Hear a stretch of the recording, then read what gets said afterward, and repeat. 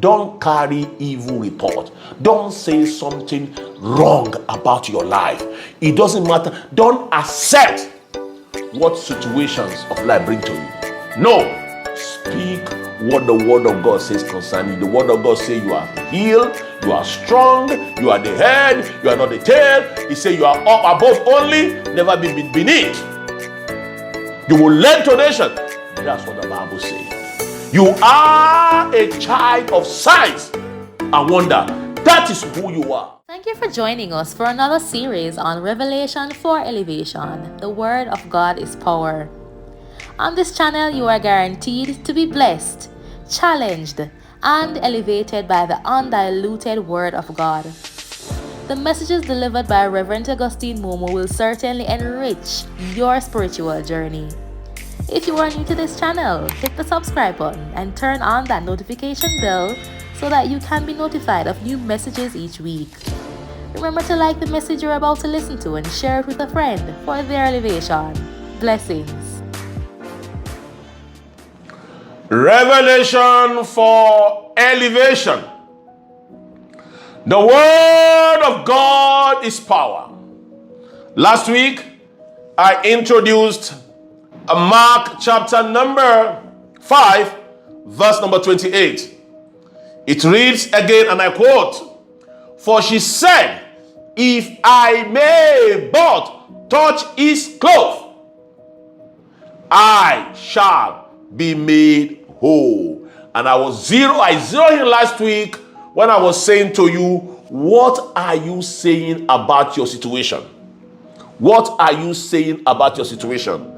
And I want to say to you today, what you say about your issue, the issue of life, the issue of marriage, the issue of career, what you say will eventually give you the kind of result that you want or that you don't expect. This woman, even though her condition has not changed, but she said, if I can touch his clothes, I shall be whole. And she touched it and she was eventually whole. But let me go on here and just say something to you here, that faith is calling those things that be not as though they were. Just like I showed you last week from Romans chapter number 4, verse number 17. But today I want to point your attention to something that is very pivotal to what I've been sharing with you. The fact that there is an aspect that I call when you make pronouncement, when you make negative pronouncement or evil reports. When you say what the word of God did not say about your situation, it can affect you in a very negative way.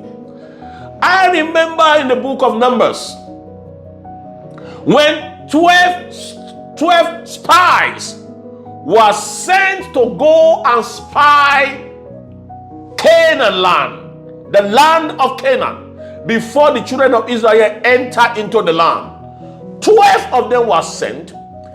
10 came with evil report. They say with their mouth what they saw. They were actually not lying. They actually saw the report they gave. What they saw is on the account, the report they gave is on the account of what they saw. They didn't make anything up. They actually saw giants in the land. So 12 of them went, 10 of them. Listen to what they say. Numbers chapter number 13, verse 28. It said, nevertheless, the people be strong that dwell in the land. So they are saying the people who dwell in that land are strong. That's what they saw. And the cities are walled. That's what they saw. Very great, and moreover, saw the children of Anak there, which are giants. So when they say they are strong, the people are strong, they are correct, they are not lying.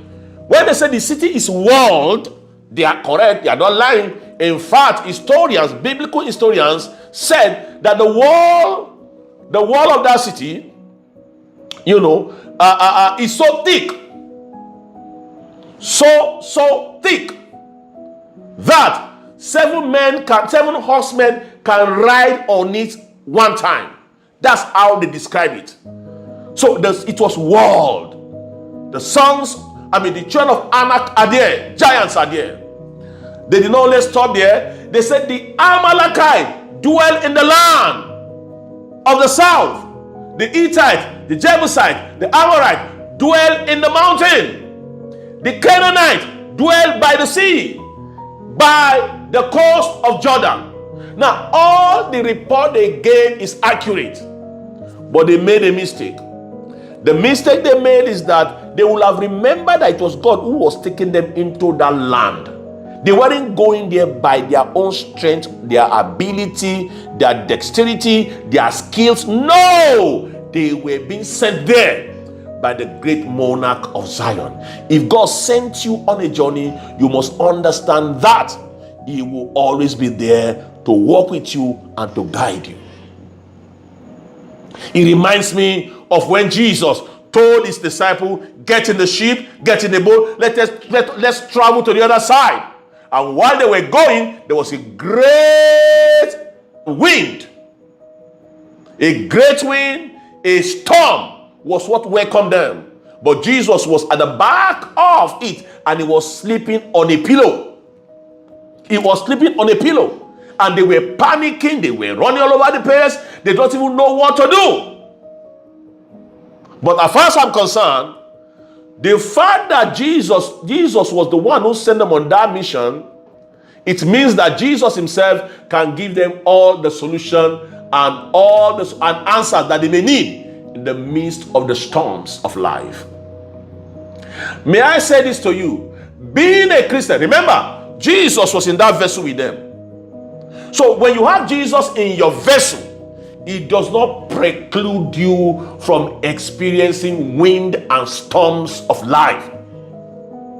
But Jesus's posture when that situation was going on is an attitude that He expects us to maintain each time we are faced with storms of life. What was Jesus doing? Jesus slept in the midst of the storm.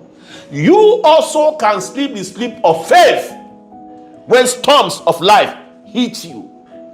And you realize that when they woke Him up, I was wondering, how come the storm, the wind that was beating into the vessel, into the ship, couldn't wake Jesus up? Why?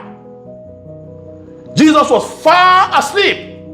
There are some of you that just little blow, just little storm in your life, you can't sleep, your life is static, you can't move on.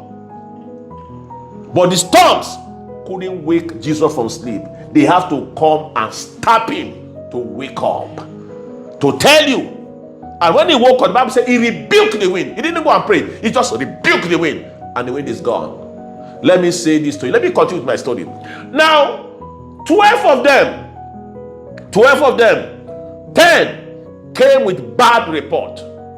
Only 2 came with good report.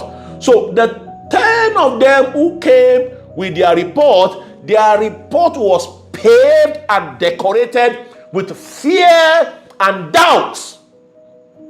What they reported is to kill the faith of the whole nation, so that they will be fearful, they will be doubting what God has spoken over their lives. But listen to what Caleb said. In verse number 30 of Numbers 13, look at Caleb here, speaking faith.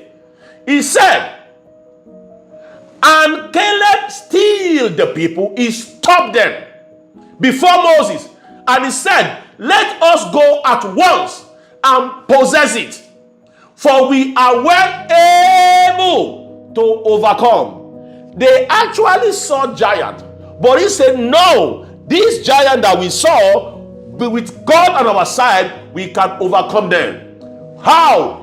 He was just doing it by the speakings of his mouth. That was what the woman with the issue of blood said about that situation. He said, if I touch Jesus, I will be made whole. I've come to say to you today, people of God, you need to speak faith. Don't carry evil report. Don't say something wrong about your life. It doesn't matter. Don't accept what situations of life bring to you. No. Speak what the word of God says concerning you. The word of God says you are healed, you are strong, you are the head, you are not the tail. It says you are up above only, never be beneath. You will lend to nation. That's what the Bible says. You are a child of signs and wonder. That is who you are. Don't carry evil report. Speak faith like Caleb. Speak faith like the woman with the issue of blood. A new beginning will begin in your life. The Lord bless you. I see you next week. Thank you for listening to this episode of Revelation for Elevation. We trust that you were edified by the message.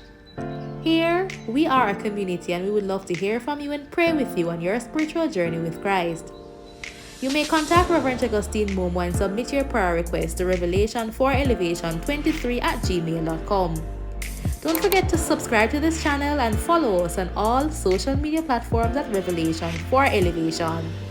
Stay tuned for another empowering message, and until then, stay blessed.